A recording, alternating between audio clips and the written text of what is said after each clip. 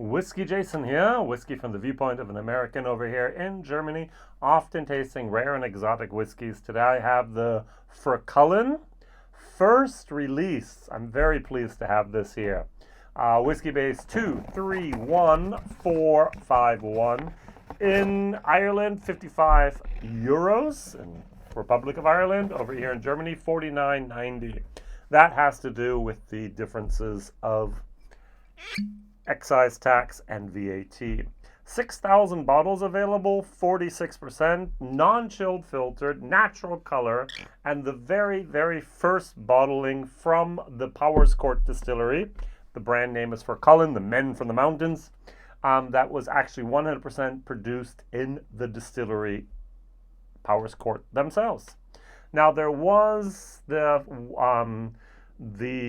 Fercullen Falls small batch blend, which was a 50-50% blend of the their own plus then coulis juice, and that was a combination of ex-bourbon and new heavy charred oak casks.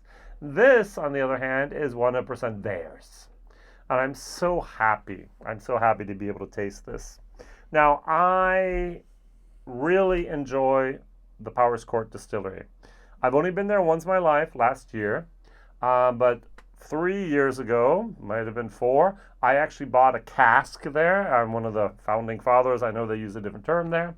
And so I was at the launch party in Germany about 3 years ago where the products finally hit the market. It was back then all coulis juice. Still Noel Sweeney was the master distiller. He was training all the new people hard before he wanted to leave. And they'd bought all this coulis stock over there. And so what we have here is the first single malt Irish whiskey that was 100% distilled in Powerscourt. Now on their website, there's a few little points I want to mention and then talk a little bit about the distillery and compare it. It says here, made from 100% malted barley. It'd be great if they could have said 100% Irish malted barley, wouldn't it? Come on, yeah? So 100% malted barley, and matured in the highest quality bourbon barrels. No mention of first fill, but that's okay.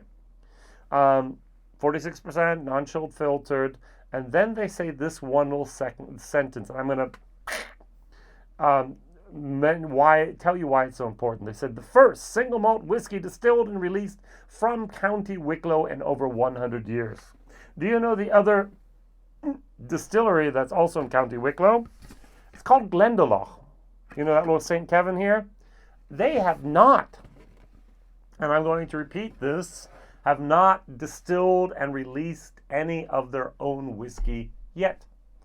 They buy a lot of whiskey, they finish a lot of whiskey, they bottle a lot of whiskey, but they're not really distilling whiskey in a manner that they'll be able to, in any shape, way, or form, supply the world with whiskey like Powerscourt might be able to do. All right, 6,000 bottles is still not a great big release. I mean, it's 46%. You're going to get 200. That's what 25 barrels is what they put in here, more or less. All right. So if I go over to the distillery, a little bit of the history here, the story. So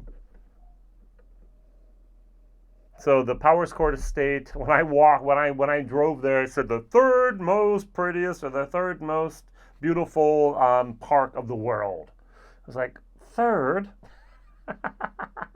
That was kind of like, all right, good, why not? But that's fine. All right, it's beautiful. There's a waterfall there. There's the gardens. They do a lot of filming there. It's very, very, very, very, very pretty. About 40 minutes south of Dublin. Depends on how long you need to get out of the Dublin there for. All right, so beautiful, beautiful thing. Great place to be. They turned the old mill house into a distillery, 3 pot stills, and they had Jerry Ginty with his business partner, the local entrepreneur Ashley Gardnier, presented the proposal to build a whiskey distillery to the estate owners. The my name pronunciation is terrible. Slazenshire, a family on one of Ireland's greatest estates, and planning permission was secured in 2016, and by 2015, and by 2000, where was it here? 2016. They started, I think, well, distilling started in June 2018. So my cask is almost 5 years old now, with the first barrels being laid down in August of that year. And they were all done by master distiller and blender Noel Sweeney back then. And so they were able in Whiskey Live Dublin in late 2018 to actually release their products there, the Fercullen Irish whiskey brand. Foresight stills, beautiful, beautiful, beautiful stills, beautiful location, great stuff. All right, so what am I going to compare it to? You do know I'm a little biased, all right? Now, the Bushmills 10 is for me a benchmark. You have to be better than this to actually get my money. Now, over here in Germany, I have seen this still for 29 euros. All right, so this is 49 euros, so this is 20 euros cheaper. Now, this is 46%, this is 40. This has caramel coloring. The Bushmills, this doesn't. This is definitely chill filtered, this is not. All right, this is 10 years old. This is no age statement. So this is going to be 4-ish years of age. So now if I look at the color of the two of them, actually, this has a little bit more of a peachy color, the Fercullen. So it's high quality bourbon casks. Here we have a little bit of sherry. Here we have definitely caramel coloring added in there. I'm going to ignore this for the second. It's here, but it's no longer in my vision, my range, my interest. Because this is what I want to do. I want to smell this. I do get pears, I do get apples, I do get a tiny little bit here of a gooseberry. I get like baked apples, a little bit of cinnamon, a little bit of nutmeg, a little bit of toffee, a little bit of, have I mentioned vanilla yet? This is nice. This is a solid C+ on the nose. Not bad for a 4-year-old whiskey. It's fruity. It's inviting. Now, it does not seem old, but there is a certain complexity here. Cheers.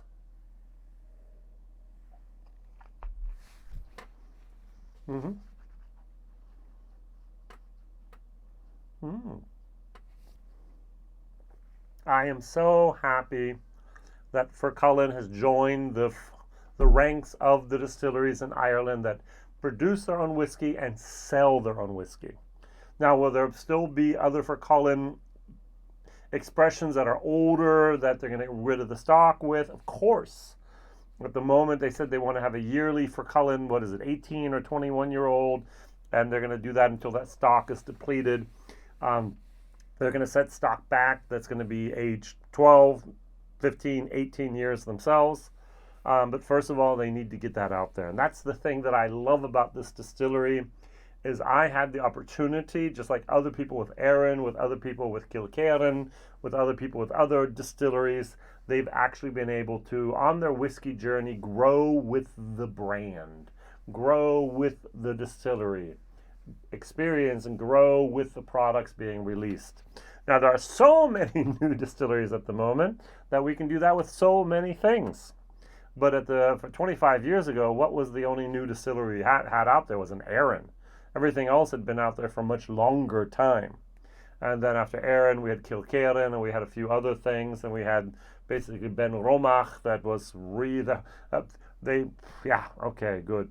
Gordon MacPhail bought it and refurbished, revamped it and put stuff out. And then other distilleries came with around the turn of the decade. It's the turn of the century, around 2000. And then it started to get a little bit more and more interesting. That's a very, very nice whiskey. I'm going to put some water in this. I'm talking, this is a C+. For the uniqueness, I'm going to give it a B+, A-. What is uniqueness? Now, this whiskey itself, 6,000 bottles, is it going to become a collector's item? I don't think so. If you pay 55 euros for it, in 2 years from now, you might get 65 euros in auction. If you're lucky, you might only get 45 euros. Who knows, right? This is not something that's going to double and triple and quadruple in price. No. But this does have that uniqueness, that symbolic, that sentimental value of actually having, for the very, very first time, 100% of the own juice here. And that makes it unique. So it's not another finished, sherry finished 10-year-old, 12-year-old, something or other in cask strength from any distillery. It could be interchangeable. No, this is their own juice brought out in their own design. And I like the bottles. I like that we have a nice little gift box here with it. I like, even with the Bushmills, that we still have the metal thing at the top and the bottom is not the best for the environment, but still I like these. The packaging over here. But I really like the flavor.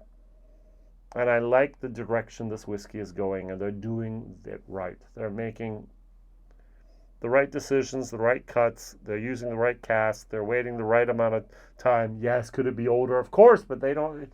You're not going to wait 7, 8, 10 years for their first release like Dathmill did with 12, I think. They're going to get some stuff on the market. They're going to start up distribution. They're going to start small. 6,000 bottles is not really big for a release, to be honest. And they're going to work in this area. No sulfur, no wrong notes of anything. This is nice.